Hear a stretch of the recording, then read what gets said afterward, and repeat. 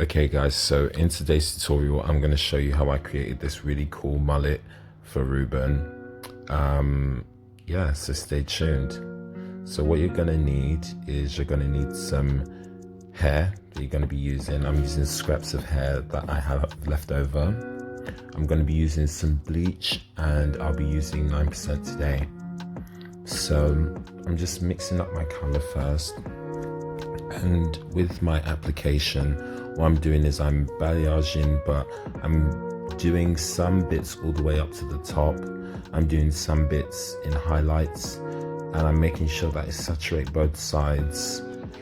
Some of the pieces I colored just the top half, some of the pieces I colored just the bottom half, and some of the pieces I left them just like highlights, as you can see in the video that you're watching. Okay. So because I'm making this from scraps, there are some longer pieces and some shorter pieces, but it doesn't matter. We're just going to color them all randomly. Alright, so now I'm using conditioner color in the color Cool Brown, just because I don't want to change the color of them. I just want to tone them so that they've just got a little bit less red in them, because I'm going to be adding some copper when I do the actual wig building. So I'm just saturating, making sure everything is completely covered, and then I just let that to rest for an hour, and this is the result. So this is the best I can show you the color, sorry about that, but as you can see there are some lighter pieces, darker pieces. There's some wefts that are lighter, some that are darker, and then this is all preparing it for the splitting phase, in which we're gonna split all the double tracks open into half so that we can actually essentially double our usage. So using Reuben's measurements, I measure out his head on my head block, and luckily it's a perfect fit. And I just start by sewing the wefts, starting from the nape of the neck and working my way up, alternating between the dark brown and the copper tone. So as I move further up, I actually start to add more brown and less copper, because I want it to look a natural transition from the dark going into the light, almost as if he put lemon juice on the ends of his hair and went out in the sun and fell asleep, completely forgot, and they just started turning orange, but he caught it just in time, that kind of vibe. So I know, sorry, long story. As I'm just continuing to sew the hair up the head, I have pieces which are shorter, because like I said, this is made from all offcuts. From wigs that I've made in the past where I've had hair left over, or it's made from just random bits of hair that I've had laying around.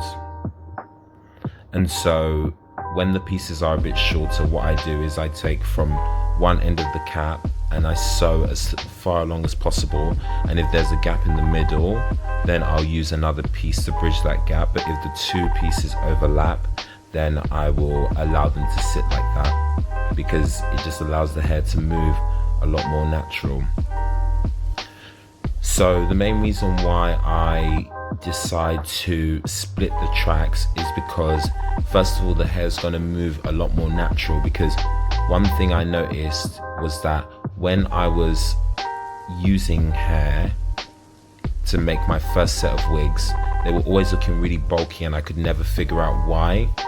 And it was because with the track, two wrong sides are sewn together, so it makes the track feel really soft and have good quality, but the air can't pass through, so the hair doesn't move like natural.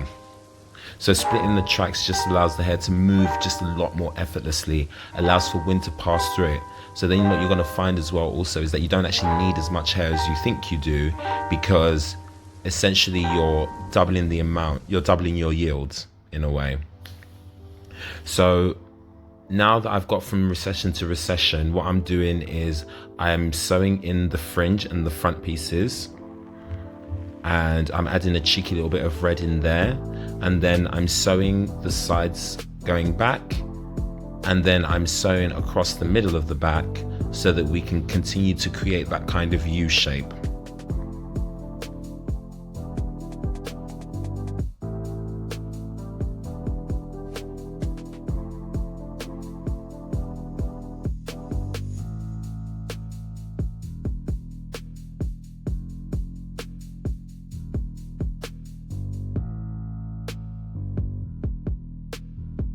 So as I was making it, I was thinking it's looking a bit stark with just the red. So I thought I would add just a little bit of pink just to soften it up a little bit. And as you can see, I'm just continuing to work around the heads, like round in a circular motion. As you can see, the doll's head is twisting round and round, because when you get to the very end of this, you're going to take the wig off the wig cap, and you're actually going to tie your knots for the closure inside the wig, and that's just so that it doesn't show up on the outside as a bump. And this is the final result of the wig making. Next thing that we're going to do is we're going to actually cut it, because it's looking very 2000s Ashley Simpson, and I'm trying to go for a mullet. So this is just the building stage.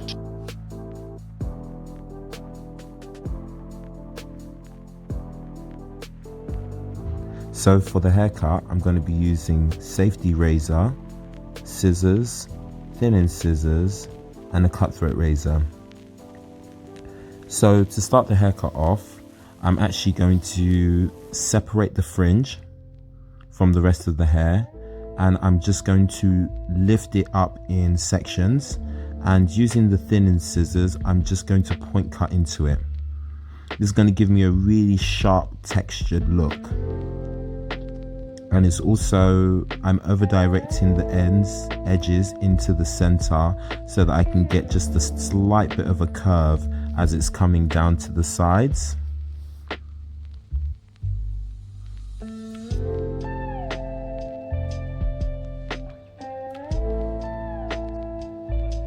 Okay, so now I'm just taking the safety razor through the very ends of each section in the fringe, and I'm just tapering off the very end so it doesn't have like a sharp square look to it. It just has the texture from the thinning shears, but the softness that I need it to have. So I'm just going in through the sides, which I've sectioned off to just in front of the ears, just so that we can continue the front of the face. And I'm taking the cutthroat razor first to slice out the weight, because I want a really nice clean cut, and then I'm going in with the safety razor in layers and just softening out to remove the bulk. So at this point, I'm just straightening it over so that I can see the result that I have once it's styled, and I'm not gonna lie, I'm quite happy with it. So I'm gonna repeat the same on the other side, just so that I can match it up. The reason why I styled this side and then cut it was because I wanted it to be as identical to the other side as possible, and I can see that better once it's been styled. And I'm just going in again with the safety razor just to remove the excess bulk in the hair. As you can see, I'm clipping up sections, and again I'm straightening through just to double check and make sure that everything is laying perfect. Right, now we move on to the back. So because some of the pieces in the back were frizzy, I decided that it would be a good idea for me to straighten the whole back before I started cutting it.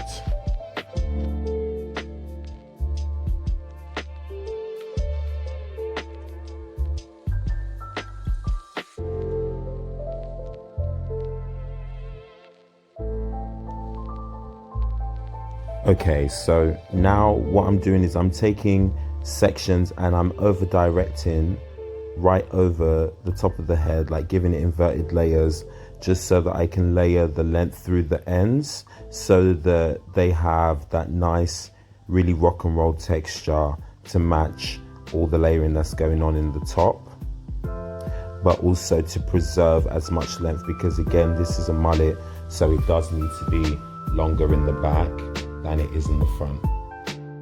And then I just repeat the same on the other side.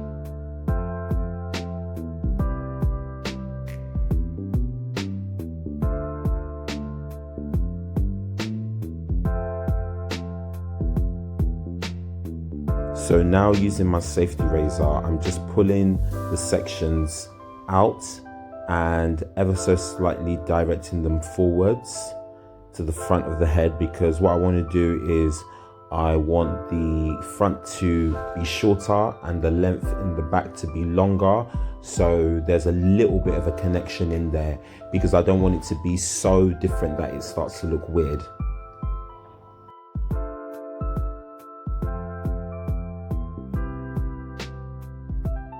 So here, all I'm doing is I'm just making sure that the length at the end is layered as much as on the top.